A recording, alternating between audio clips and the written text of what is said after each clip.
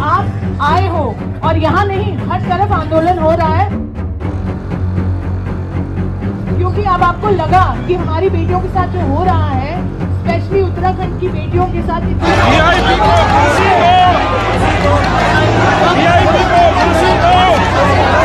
लड़ेंगे, लड़ेंगे, लड़ेंगे, लड़ेंगे। नमस्कार, मैं हूं रंजीत झा और आप देख रहे हैं देश समाचार एक्सप्रेस। जब इस तरह के प्रदर्शन होते हैं, आंदोलन होते हैं इंसाफ के लिए, तो पता है सीजेआई सूर्यकांत क्या कहते हैं? Don't bro beat the judiciary. मतलब आप हमें धौंस दिखाकर, इस तरीके के प्रदर्शन करके, दबाव दिखाकर फैसला नहीं करा सकते। हालांकि वो फैसला करते हैं। कुलदीप सेंगर केस तो आपको मालूम ही होगा, उसमें कैसे उन्होंने हाईकोर्ट के उस ऑर्डर पर स्टे लगा दिया। लेकिन यह जो प्रदर्शन है वो उससे भी कई गुना बड़ा है, क्योंकि यह मामला अभी भी अनसुलझा है। हाईकोर्ट में भी केस चल रहा है। यह चर्चित केस है अंकिता भंडारी का, जहां उत्तराखंड में हजारों हजार लोग सड़कों पर उतर आए हैं, प्रदर्शन कर रहे हैं, पुलिस से भिड़ंत तक हो जा रही है। वहीं दिल्ली में योगिता भयाना के नेतृत्व में जंतर मंतर पर भी अंकिता भंडारी के केस में इंसाफ के लिए प्रदर्शन किया जा रहा है। जो यह विजुअल आप देख रहे हैं, यह उत्तराखंड का है। सीएम आवास घेरने गई थी भीड़, लोग उम्मीद में कि अंकिता भंडारी के केस में सीजेआई सूर्यकांत जो सब कुछ आइवरी टावर में बैठकर नहीं देख रहे हैं, सच में देख रहे हैं, वो इस मामले में सुओ मोटो करें, सीबीआई जांच हो, कोर्ट मॉनिटर एसआईटी बने। कई ऐसी गंभीर मांग है जिसे सीरियसली जुडिशरी को लेना चाहिए, क्योंकि सरकारों से उम्मीद नहीं है। इस प्रदर्शन को शेयर करते हुए, इस वीडियो को शेयर करते हुए सचिन गुप्ता ने लिखा है, अंकिता भंडारी मर्डर केस की सीबीआई जांच की मांग लेकर देहरादून में आज हजारों लोग जुटे। पहले परेड ग्राउंड में सभा की, फिर पैदल मार्च करते हुए सीएम आवास घेरने चल दिए। 2 किलोमीटर पहले ही पुलिस फोर्स ने भीड़ रोक दी। खूब देर तक पुलिस से नोकझोंक हुई, लेकिन भीड़ आगे नहीं बढ़ पाई। सबकी नजर है सोशल मीडिया में अंकिता भंडारी केस में जस्टिस के लिए। यह प्रदर्शन की चर्चा हो रही है, इस प्रदर्शन की चर्चा हो रही है। लोग लिख भी रहे हैं, 3 साल हो गए, छोटे अपराधियों को सजा दे दी गई, लेकिन असली वीआईपी मास्टरमाइंड अभी भी छिपा हुआ है। बीजेपी सरकार सच क्यों दबा रही है? सीबीआई जांच इस मामले में क्यों नहीं हो रहा है? इस मामले में डॉक्टर लक्ष्मण यादव लिखते हैं, देहरादून में अंकिता भंडारी को न्याय दिलाने की मांग अब जन आंदोलन का रूप ले चुकी है। सड़कों पर उतरे लोग सवाल पूछ रहे हैं, क्या न्याय मिलना इतना मुश्किल है? भारी पुलिस बल की तैनाती सच को दबा नहीं सकती। यह लड़ाई सिर्फ अंकिता की नहीं, हर बेटी की सुरक्षा और सम्मान की है। जब तक दोषियों को सजा नहीं मिलेगी, यह आवाज नहीं रुकेगी। लेकिन जरा आप सोचिए, 2022 से चल रहे केस में फाइनली मई 2025 आते आते निचली अदालत से छोटी छोटी मछलियों को उम्र कैद की सजा सुना दी जाती है। पुलकित आर्य का नाम आप सुने होंगे। और इस केस में आगे क्या होता है कि ये लोग उत्तराखंड हाईकोर्ट में जाकर याचिका लगा देते हैं।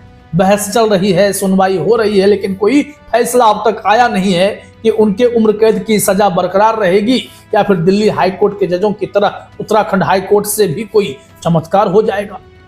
लेकिन दिसंबर 2025 में उर्मिला सनावर, जो भाजपा विधायक सुरेश राठौड़ की कथित पत्नी और टीवी एक्ट्रेस है, उन्होंने सोशल मीडिया पर कुछ ऑडियो वीडियो क्लिप्स जारी कर दिए थे और वहीं से इस केस में नई दिशा दिख पड़ी है कि असली अपराधी तो बच ही गया है।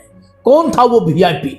इसको लेकर सुप्रीम कोर्ट, हाई कोर्ट में हर जगह सीबीआई जांच की मांग को लेकर याचिकाएं दाखिल हुई, लेकिन वहां से भी सीबीआई जांच के ऑर्डर नहीं आए, याचिकाएं खारिज हो गई, फिर लोगों के पास रास्ता नहीं बचा और ये सब इंसाफ के लिए सड़कों पर उतर आए हैं। अब मांग क्या है, क्या कह रही है योगिता भयाना? उनका कहना है कि यूं तो सुप्रीम कोर्ट कई केसेस में सुओ मोटो कर लेता है, बात जुडिशरी पर आए तो सुओ मोटो हो जाता है, या फिर कई ऐसे केसेस होते हैं जिसमें अरावली का ही मामला है, सुओ मोटो हो गया। तो रेप जैसी घटनाओं में इस तरीके के कदम जुडिशरी से क्यों नहीं उठाए जाते हैं? योगिता भयाना का वीडियो मैं सुनाऊं आपको, उससे पहले उनके ट्वीट को देखते हैं। वो कह रही है, अंकिता का मामला कोई हादसा नहीं, यह सत्ता संरक्षित कवर अप था। सबूत मिटाए गए, ताकतवरों को बचाया गया और सच दबाया गया।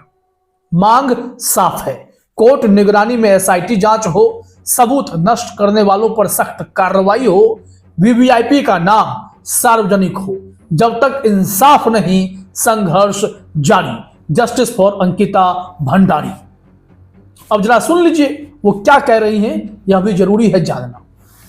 कि आप आए हो और यहाँ नहीं, हर तरफ आंदोलन हो रहा है, क्योंकि अब आपको लगा कि हमारी बेटियों के साथ जो हो रहा है, स्पेशली उत्तराखंड की बेटियों के साथ इतनी सारी लाखों में बेटियां मिस हो रही हैं, आपको मालूम होगा, बेची जा रही हैं, और फिर भी सरकारें सो नहीं रही हैं, सरकारें सो नहीं रही हैं, वो इसमें लिप्त हैं। आप देखिए, चाहे कोई भी सत्ता हो, हमने यहीं से, मुझे आरोप लगाया जाता है एक पर्टिकुलर पार्टी के उसमें, पर एक बात बताइए, अगर यहाँ पर जंतर मंतर, जहां मैं एग्जैक्टली खड़ी हूँ, एग्जैक्टली वहीं हमारा बेस कैंप था। जब हमने निर्भया के लिए आवाज उठाई तो किसकी सरकार थी? कांग्रेस की थी। और आप मानो सरकारें पलटी हैं, और सरकार पलट गई बेटियों को बचाने के लिए। निर्भया के दौरान हमें इतना आक्रोश था, किरण के दौरान इतना आक्रोश था कि सत्ता पलट दी हमने। पलटी की नहीं पलटी थी। तो आज जो भी सत्ता हो, हमें नहीं मालूम जो भी है, पर वो मौन नहीं है, वो लिप्त है। ये तो खुलासा हो चुका है। और जो वीआईपी का नाम सामने आ रहा है, वो तो एक आपको सिर्फ छलावा दिखा रहे हैं। असली वीआईपी वो नहीं बताएंगे, क्योंकि वो बहुत बड़ा नाम है। सरकार सिर्फ उत्तराखंड में नहीं पलटेगी, हिंदुस्तान में पलट जाएगी अगर वो नाम बाहर आ गया तो। और वो नाम बाहर नहीं आने देंगे, पूरी कोशिश करेंगे।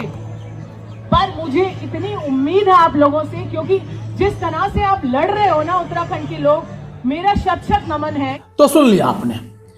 यहां समझिए कि उर्मिला सनावर, जिन्होंने इस केस को नई दिशा देने का काम किया, उनके साथ क्या हुआ और उन्होंने क्या क्या ऑडियो क्लिप के जरिए देश को जानकारी दी। दरअसल उर्मिला सनावर के पीछे तो पुलिस लग गई और उन्हें परेशान भी किया गया। यहां जानकारी मिली कि जो ऑडियो वीडियो क्लिप जारी हुए, उसमें दावा किया गया कि वीआईपी, जिसे गट्टू कहा गया, बीजेपी का वरिष्ठ नेता दुष्यंत कुमार गौतम उत्तराखंड प्रभारी था। इससे पुराना वीआईपी एंगल फिर सुर्खियों में आया।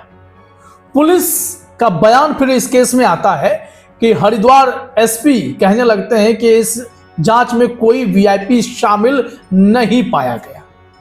चैट में जिसका नाम लिया गया है वो अंकिता का दोस्त धर्मेंद्र कुमार प्रधान नोएडा था, कोई वीआईपी नहीं। एसआईटी जांच निष्पक्ष थी, सरकार को मौका मिल गया। उर्मिला सनावर के खिलाफ नॉन अवेलेबल वारंट जारी कर दिया गया और यहां तक कहा गया वहां के वन मंत्री सुबोध उनियाल के द्वारा कि इस मामले में कोई ठोस सबूत आए तो जांच करवाई जाएगी, सुरक्षा भी दी जाएगी। और इधर सीबीआई जांच की मांग जो है वो हाईकोर्ट सुप्रीम कोर्ट ने खारिज कर दी। नॉन अवेलेबल वारंट जारी कर दिए गए उर्मिला सनावर के खिलाफ। पुलिस उन्हें अब तलाश रही है। लेकिन अब आप सोच सकते हैं कि वो वीआईपी कौन था। इस केस में क्या अंकिता भंडारी के साथ इंसाफ हो पाया है? अगर नहीं हो पाया है तो जरूरी है इंसाफ हो। सीजेआई सूर्यकांत, अगर वाकई में आप आइवरी टावर में नहीं बैठे हुए हैं तो इस केस में सुओ मोटो कीजिए। देखिए देश गुस्से से उबल रहा है। जुडिशरी की ओर बड़ी उम्मीद लगाए बैठा है कि आप अगर इंसाफ कर देंगे तो इस तरीके के प्रदर्शन की जरूरत नहीं पड़ेगी। तो देखते हैं अब होता क्या है। फिलहाल इस वीडियो में इतना ही। आप तमाम साथियों का हमसे जुड़ने के लिए बहुत बहुत धन्यवाद, शुक्रिया।